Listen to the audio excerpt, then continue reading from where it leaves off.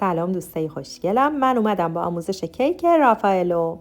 میزان مواد اولیه رو براتون با گرم گذاشتم. شکلات سفید میخوایم، ماست، روغن، پودر نارگیل، آرد و شکر و تخم مرغ و بیکن پودر و وانیل. اول از همه تخم مرغامون رو با شکر به خوبی مخلوط میکنیم به همراه کمی وانیل. توی مرحله بچه‌ها خیلی دقت کنین، تخم مرغامون باید کاملا کرم رنگ و کشدار بشه.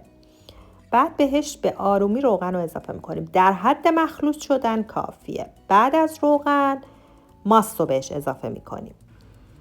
وقتی که به خوبی مخلوط شد پودر نارگیل رو بهش اضافه میکنیم. همه اینا در حد مخلوط شدن کافیه. همزن رو خاموش میکنیم. آرد و شکلات سفید رو با همزن دستی مخلوط میکنیم که بچه ها پف کیکامون نخوابه.